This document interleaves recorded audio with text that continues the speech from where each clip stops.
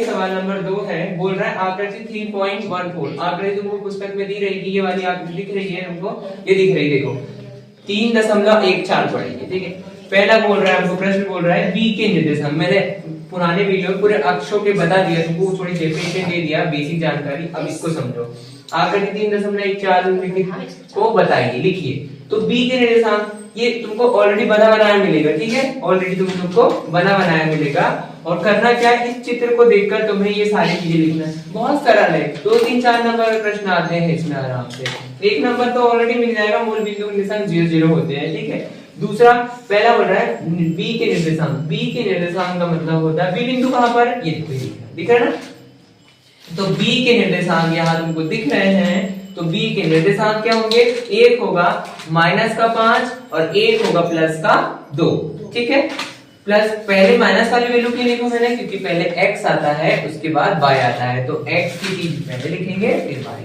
तो -5 पहले ही लिख दिया मैंने, -5 में जा रहा है बिंदु भी है, और एक +2। उसके बाद आता है c के निर्देशांक, तुमको निर्देशांक बताना है। c के निर्देशांक कहां पर होंगे बेटा, c बिंदु कहां पर है, जरा दोनों ये दिखा c।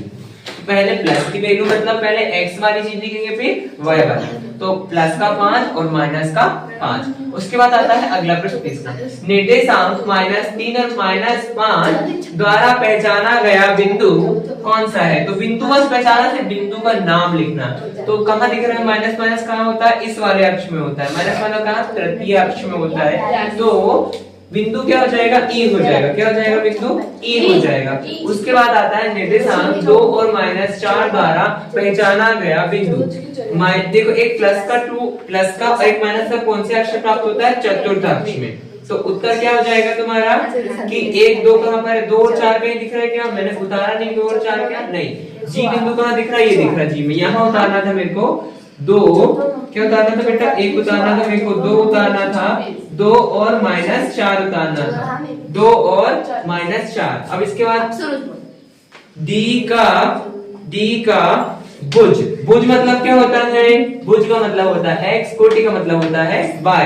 तो d का भुज क्या होता है, यहाँ पर d कहां दिख रहा है, d बिंदु ये दिख रहा है। d बिंदु कहां पर, दोनों ये d का भुज पूछे तो x की वैल्यू बताना है, मतलब 6, जहां से वो काटती हो बिंदु जहां भी हो। और h बिंदु h की कोटि मतलब y का मान बताना है। तो कोटि मतलब, अब देखो बिंदु h कहां दिख रहा है, बिंदु h ये है बिंदु h।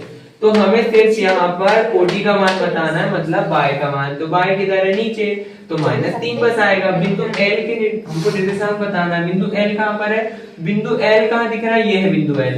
क्योंकि 0 से जा रहा है तो 0, x की वैल्यू में 0 और y की वैल्यू में 5, तो बिंदु 0 2 0 और 5 हो जाएगा। उसके बाद बिंदु M के निर्देशांक बताना है।